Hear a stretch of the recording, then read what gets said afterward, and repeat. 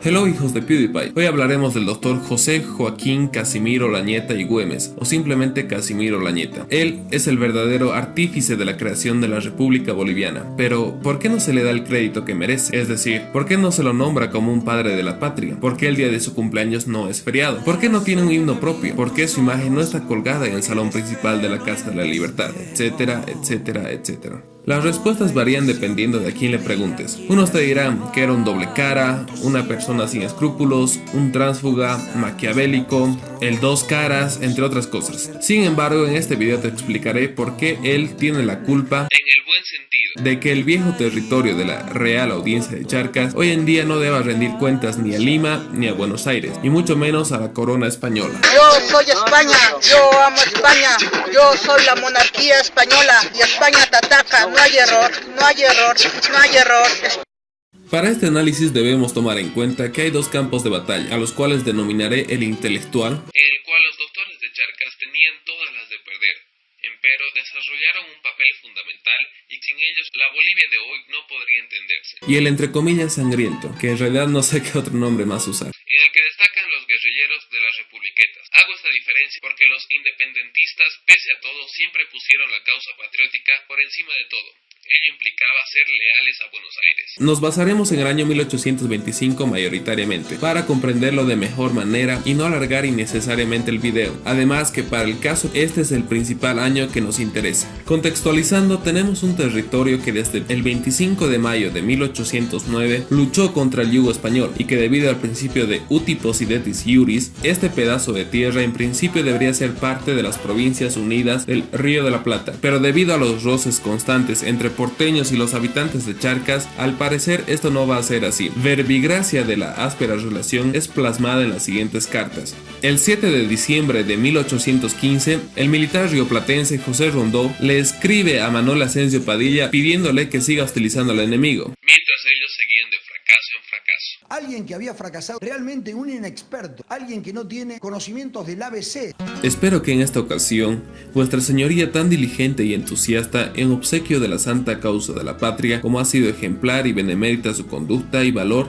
desde un principio en todos los tiempos. Padilla desde la Republiqueta de la Laguna respondió enérgica y categóricamente. El gobierno de Buenos Aires, manifestando una desconfianza rastrera, ofendió la honra de estos habitantes. Las máximas de una dominación opresiva como la de España han sido adoptadas con aumento de un desprecio insufrible. Estos son fragmentos de las cartas que intercambiaron, las cuales reflejan claramente la trifulca existente entre habitantes del Río de la Plata y los charquinos. Este descontento con Buenos Aires se debía principalmente al fracaso de los ejércitos auxiliares bonaerenses, quienes además con varias acciones habían obrado en desmedro de la región de Charcas, y quien mejor supo desarrollar esta idea en pro de omitir a Buenos Aires fue el doctor Casimiro Olañeta. 3 de febrero de 1825. Se produce un encuentro que decidirá el futuro de 5 provincias. Es el encuentro entre el mariscal de Ayacucho, Antonio José de Sucre y Alcalá, extranjero, militar y masón, con un ejército leal a su espalda. Y en contraste, tenemos a un civil católico oriundo de Charcas, doctor José Joaquín Casimiro Olañeta y Güemes. Pero este no es un encuentro al estilo de San Martín y Bolívar. La diferencia radica en que Olañeta y Güemes es un doctor de Charcas y como buen jurista es un gran intelectual, además de buen orador. Se le da bien la labia. Ahora que lo pienso, con semejante labia, este hombre debió haber tenido muchísimas hielas. Olañeta era práctico. Era un práctico, Era un hombre absoluto, práctico. claro, claro. Y hay una cosa que es bien interesante sobre Olañeta, que se dice sobre tres, yo he escuchado estas mismas palabras sobre 3 políticos bolivianos a lo largo de nuestra historia. Es uno de los mejores oradores que ha visto nuestra historia, ¿no? Están Olañeta, está Salamanca y está Quiroga Santa Cruz. Son También esos Baptista, 3. También Baptista, Ay, Mariano Baptista. Baptista Ay, Cáceres. el mago Baptista. Baptista. El mago Mira, Baptista. sí, son 4, ¿no? Gran orador. Las palabras sabias del doctor calaron hondo en el mariscal colombiano. El 4 de febrero Sucre le escribe a Bolívar: me ha dicho el doctor Olañeta que él cree no solo difícil, sino imposible reunir a las provincias de Charcas a Buenos Aires, que hay una enemistad irreconciliable. Olañeta y Güemes era el maestro de la intriga política. Obró como un independentista fanático e inescrupuloso, al provocar la profunda ruptura de relaciones entre su tío, el general Pedro Antonio Olañeta, y el virrey José de la Cerda, provocando así la división del ejército español. No lo mencioné antes porque este punto es muy polémico, y algunos no le atribuyen la causa patriota a su logia. Varios historiadores suelen afirmar que la intención de Casimiro Olañeta fue asegurarse la división entre los realistas para lograr la independencia de Charcas, tanto de España como de Perú y Argentina, pero no hay un acuerdo generalizado en este punto.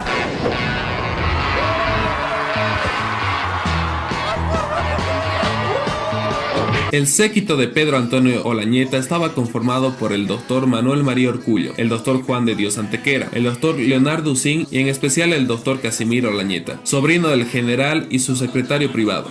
¡Viva España! ¡Me cago en la leche! ¡Que te enteres! ¡Por esta! Cuando duermo en una litera, yo duermo abajo y arriba España. Esa cúpula del militar peninsular obró en pro de la ruptura entre las fracciones españolas, la cual favoreció a las fuerzas patriotas y debilitó significativamente a las fuerzas realistas, aunque como ya mencioné antes, algunos no están de acuerdo con este punto, a tal grado que inclusive discuten si Olañeta por cuenta propia le informó al general realista que iba por fusiles de la costa, o si más bien fue su tío el que le ordenó tal misión. Es distinto, muy distinto.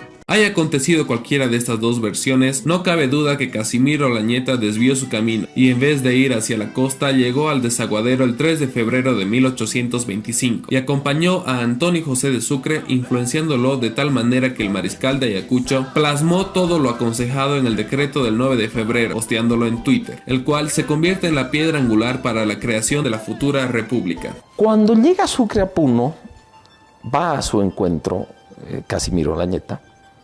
Y ahí ocurre un evento que yo creo que es mayor para el futuro del destino de estas tierras, que es la preparación del decreto del 9 de febrero. En el decreto hay una versión, como reconoce don Gabriel René Moreno en las notas de su biblioteca boliviana, hay una versión preparada en Puno y hay el decreto de la paz. En los años 40 del siglo XIX, Casimiro Olañeta reclamó para sí el cambio de las ideas que tenía originalmente Sucre a las que finalmente se plasmaron.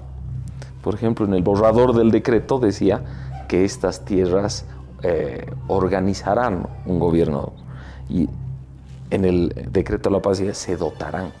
Sin embargo, a Bolívar no le agradaba para nada esta decisión asumida por Sucre. La no aceptación del Libertador a la creación de Bolivia manifiesta en sus cartas al mariscal de Ayacucho, rechazando sus sugerencias y pedidos. Charcas es una dependencia del Virreinato de Buenos Aires, dependencia inmediata, como la de Quito de Santa Fe. Según dice usted, piensa convocar una asamblea de dichas provincias. Esa convocatoria misma es un acto de soberanía. Ya le he dicho a usted de oficio lo que debe hacer, y ahora lo repito. Sencillamente se reduce a ocupar el país militarmente y esperar órdenes de gobierno.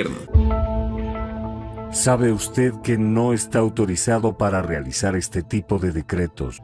Atentamente su amigo Simón Bolívar. No te lo puedo creer, no te lo puedo creer.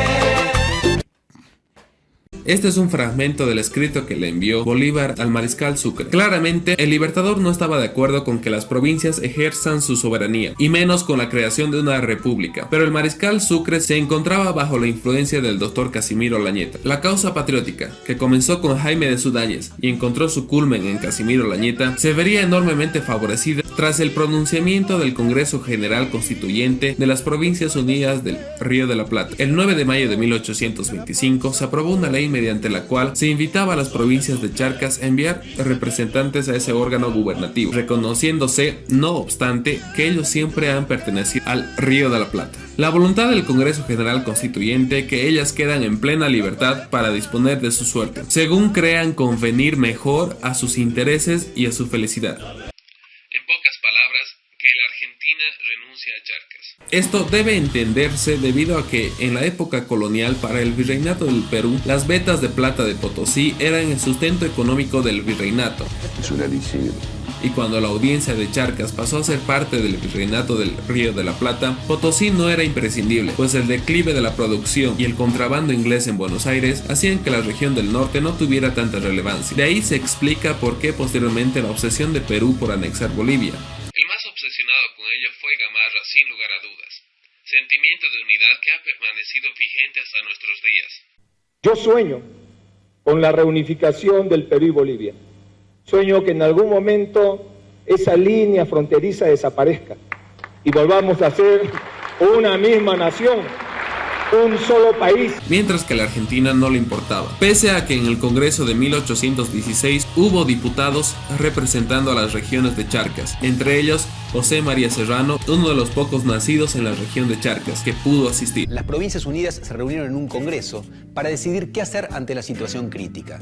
El congreso se reunió en Tucumán para limar asperezas entre Buenos Aires y el interior, cuyas relaciones estaban deterioradas. Las sesiones se iniciaron el 25 de marzo de 1816 y acudieron distintos diputados de distintas provincias, entre ellas algunas que hoy no son argentinas, sino bolivianas. El primer diputado en presidir es Pedro Medrano. Se eligen como secretarios a Juan José Paso y José Mariano Serrano. Justamente sería él quien se encargaría de presidir la Asamblea Deliberante que comenzó el 10 de julio de 1825 en la ciudad de La Plata, hoy Sucre. También participaron en la Asamblea Deliberante Manuel María Urcullo y por supuesto Casimiro Olañeta, entre otros, además de solo dos veteranos de la lucha por la independencia, José Miguel Lanza y José Vallivian. Esto en el marco de la convocatoria que se había plasmado en el decreto del 9 de febrero. El 28 de julio culminó el acalorado debate. En agosto comienza la votación. Los diputados deben elegir entre Lima o Buenos Aires, o ser un estado soberano e independiente. 6 de agosto de 1825, se firma el Acta de Independencia, en conmemoración a la batalla de Junín, librada por Simón Bolívar un año antes. En parte de la misma se proclama: el mundo sabe que Charcas ha sido en el continente de América el ara donde se vertió la primera sangre de los libres y la tierra donde existe la tumba del último de los tiranos. Las provincias de Charcas protestan a la faz de la tierra entera, firmes y unánimes en tan justa y magnánima resolución es gobernarse por sí mismas y ser regidas por la Constitución, leyes y autoridades que ellas propias se diesen y creyesen más conducentes a su futura felicidad. Estos son fragmentos extraídos de la Declaración de Independencia. El nombre de la nueva nación sería República de Bolívar. Los encargados de redactar el acta fueron 7 miembros, entre los que destacan Serrano, Urcullo y por supuesto Olañeta. El nombre más importante en la región, sin lugar a dudas para la época, era Simón José Antonio de la Santísima Trinidad Bolívar Palacios Ponte y Blanco. La Gran Colombia estaba bajo su influencia y le había delegado a Francisco de Paula Santander, su vicepresidente, el poder ejecutivo en su ausencia. Además, era dictador del Perú, tras un poder que le había concedido el Congreso de esa nación. Las Provincias Unidas de Sudamérica, hoy Argentina, mandaron una misiva para asegurar que Tarija quedara bajo jurisdicción de Buenos Aires y no de la República de Bolívar. Además que buscaban su apoyo en la lucha contra el Imperio del Brasil. Esto los doctores de Charcas lo sabían muy bien. Intuían que sin la aprobación de Bolívar nada se lograría, todo sería en vano. Por ende, pese a haber ordenado que se levanten estatuas ecuestres y pedestres de Bolívar y Sucre en todas las capitales del departamento y la colocación de retratos en tribunales, cabildos y casas de enseñanza, también designaron los nombres de la ciudad capital del nuevo estado en honor a Sucre, y la nación naciente llevaría el nombre de República de Bolívar, además del pago de $1 millón al ejército colombiano y darle el honor a Simón de protector y presidente de ella. Olañeta fue el encargado de llevar a Bolívar la noticia de la Declaración de Independencia y de presionarlo para que aceptara, siendo plenipotenciario ante el libertador colombiano para pedirle la ratificación de la independencia del territorio de la Audiencia de Charcas. Batman, mira el tamaño de esas bolas. El 18 de mayo de 1826, Bolívar firmó en Lima un decreto de reconocimiento de la independencia de Bolivia por parte del Perú. Es consuelo en el dolor, es el más santo cariño. ¿Cómo están, muchachos? Mi nombre es Rodri y este ha sido mi video explicando el por qué Casimiro Olañeta es el verdadero artífice de la creación de la República de Bolívar. Mientras que en este momento estamos viendo un cuadro que me parece simbólico, que refleja un poco esa idea, esa forma mentis del boliviano en relación a la figura de Olañeta.